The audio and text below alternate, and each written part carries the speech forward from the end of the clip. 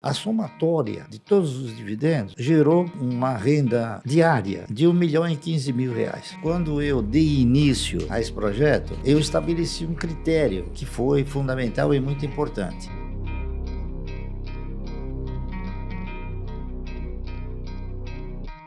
Essa participação nos dividendos, ela veio progressivamente, na razão direta, que eu disciplinei a minha conduta e tive a paciência suficiente para poder ir reinvestindo todos aqueles recursos que eu ganhava. É isso. E veja bem, eu faço isso até hoje. Os valores, é claro, mudaram, mas eu faço isso até hoje, com a mesma disciplina, tá certo? E tendo a mesma paciência, tá entendendo? Essa que é a realidade. Então,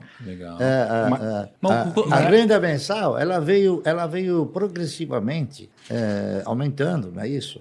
E então, se você prossegue fazendo a mesma coisa, o efeito multiplicador, ele é fantástico, tá entendendo? Então, esse efeito multiplicador, ele era pequeno e passou a ter uma dimensão muito mais... Uma consistência. Muito mais dinâmica. Quanto que você está ganhando de dividendos? A minha carteira gerou um dividendo bastante expressivo. A somatória de todos os dividendos gerou uma renda diária, né, de R$1.015.000. Quando eu dei início a esse projeto, eu estabeleci um critério que foi fundamental e muito importante. Eu estabeleci uma prioridade. A minha prioridade era ter uma carteira de renda mensal generosa, tá certo?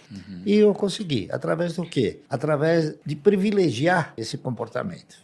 Então, a prioridade era o seguinte: ela foi fazendo com que eu fosse progressivamente administrando os meus egos e posteriormente controlando esses egos. Então, cada vez que tinha alguma compra ou algum procedimento fora desse critério aí, eu perguntava: me diga uma coisa, isso aqui é minha prioridade? Eu falava: não, então não compro. Então, e qual que era a sua prioridade nesse processo? A minha prioridade era ter uma carteira de renda mensal generosa. Perfeito. Deixa eu perguntar então, poxa, esse número, R$1 milhão por dia, assim, as pessoas muitas vezes sonham em ter 1 milhão, né? É 1 milhão de geração de renda por dia, assim. Como chegar nesse número, Barsi, do zero? Então tem alguém aqui assistindo do zero. Como que a pessoa se planeja para chegar nisso um dia? Com disciplina e paciência. Perfeito. Certo? E disciplina, paciência, e você estabelecendo o quê? Estabelecendo uma prioridade. A partir do momento que você desenvolve esse processo, tendo como prioridade, né, você fazer a sua carteira de renda mensal, então você deixa de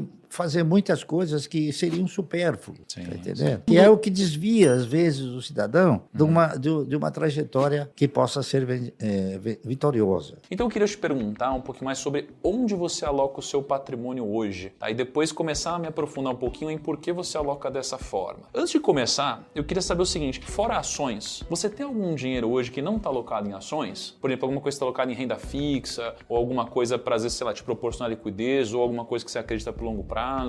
Claro, muito bem. Eu aloco os meus recursos, a exemplo de todos os países desenvolvidos, eu invisto na geração de riqueza. O meu patrimônio está diretamente focado na geração de riqueza. Como é que se gera riqueza? Riqueza se gera você fazendo o seguinte: você investindo, criando oportunidades para que um negócio se desenvolva, cresça, prospere, contribua com empregos, contribua com impostos, contribua finalmente com o desenvolvimento da nação. Contudo, nem sempre as oportunidades de mercado elas se apresentam para que você possa então oferir os benefícios dos preços atrativos. Então, o que acontece? Quando eu recebo alguns dividendos e o papel não está no preço para mim comprar, os papéis que eu formo e completo com a minha carteira de previdência, evidentemente eu não vou deixar embaixo do colchão, porque isso é uma coisa que sumiu da atividade natural. Então, você coloca em uma aplicação de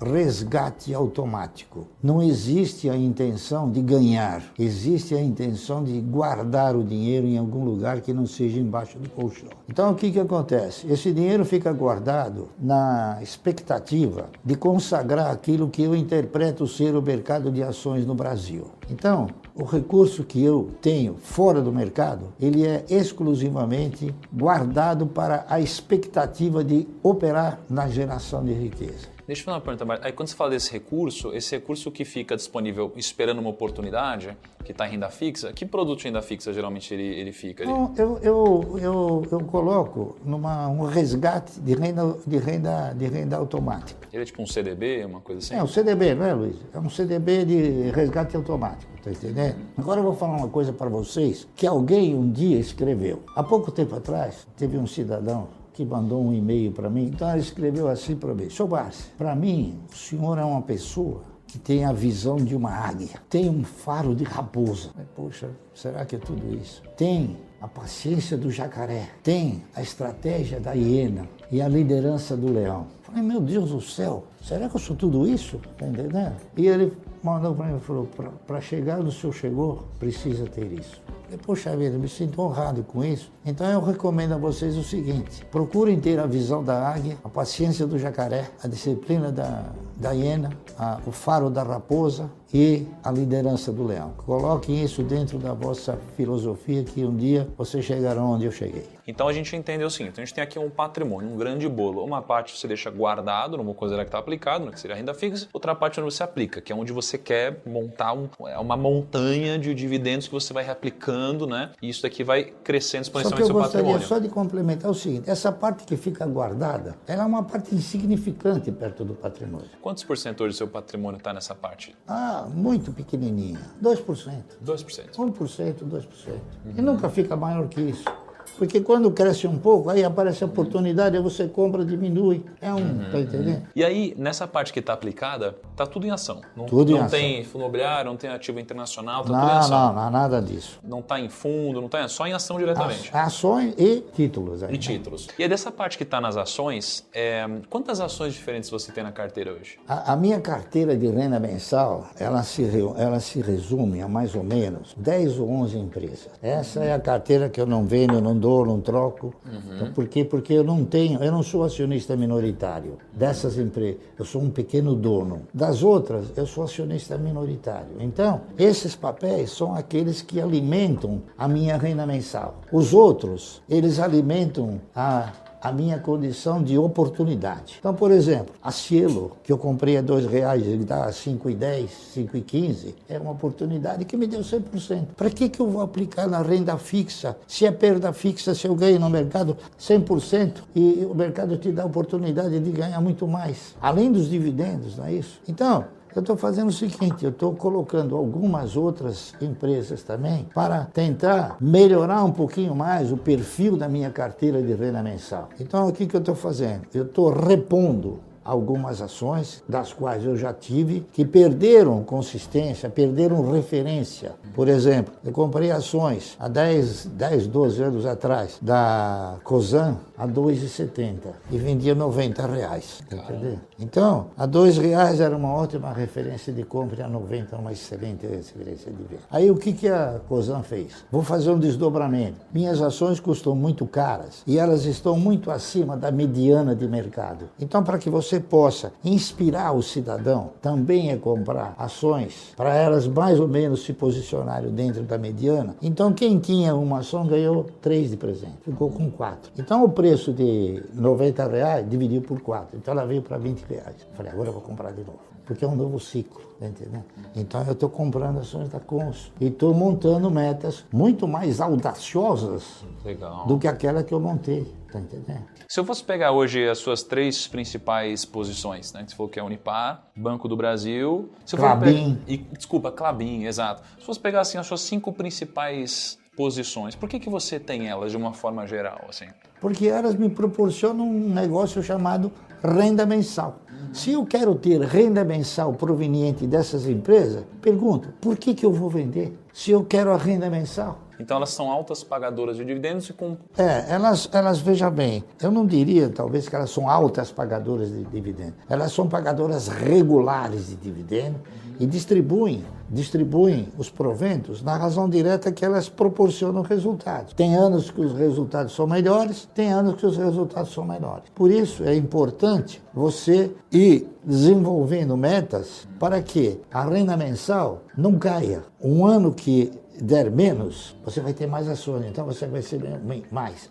Você vai receber sempre mesmo que seja um pouquinho menos. E o que você hoje, porque eu perguntei onde você investe, agora onde você não investe? Assim, tem posições que você não... Não é posições. Eu invisto Projetos que você na investe. atividade econômica, eu invisto na geração de riqueza. Então eu digo a vocês o seguinte, varejo não gera riqueza. Quem gera riqueza é a Brasmotor, é quem faz a geladeira, não quem vende. Só uma perguntinha, uma coisa importante, o brasileiro tem muito sonho da casa própria e tal, né? O que você acha em relação à casa própria, o investimento, sei lá, você comprar sua casa, seu apartamento? Você acha que a pessoa deve comprar? Ela deve comprar antes de investir, depois, durante? Como que você imagina Olha, isso? eu não sou especializado no mercado imobiliário, mas a gente tem algumas noções, claro, né? Eu digo aos senhores o seguinte, eu vou contar um negócio que é verdade e faz muito tempo que eu não vejo essa senhora, 10, 15 anos atrás, quando o mercado ainda proporcionou oportunidades melhores do que está ocorrendo agora, chegou uma senhora que ficou viúva. Ela chegou para mim e falou, seu Barsi, eu moro num apartamento, num prédio, que tem 2 andares, tem 6 apartamentos, não tem elevador, não tem nada. Tá certo? Tem 3 apartamentos embaixo e 3 apartamentos em cima. Meu marido morreu, deixou para mim um seguro, que era acho que 60, 70 mil reais. Eu disse para ela o seguinte, olha, nós estamos numa situação de mercado agora muito favorável, né? Talvez possa ser muito mais interessante, ao invés da senhora pegar o dinheiro e comprar o apartamento, a senhora, com o lucro, a senhora paga o aluguel, que era um aluguel insignificante. E ela fez isso. 3 anos depois, ela falou, seu Barsi, o senhor é uma pessoa que caiu na minha vida, não sei o quê. Sabe por quê? Porque eu tinha dinheiro para comprar um apartamento, hoje eu tenho dinheiro para comprar um prédio. As pessoas precisam aprender. Não é importante ter a Ferrari, ou ter a Super Mercedes, ou qualquer coisa. O importante é você ter condições de ter isso tudo, mas ter uma vida tranquila. Eu sei que muita gente pergunta do segredo judaico da riqueza. O judeu não tem medo do dinheiro. O judeu não tem medo do sucesso. O judeu não tem medo de ser feliz. Riqueza tem a ver com você ter liberdade para fazer o que quiser, com quem você quiser, a hora que você quiser, como você quiser. E aí você pensa que tem gente que, riqueza é quanto você ganha. Não, se o cara ganha mais de 10 mil, ele é rico e menos ele é pobre. Eu conheço gente que ganha 3, 4 mil que vive muito melhor do que gente que ganha 10 e não tem uma vida boa.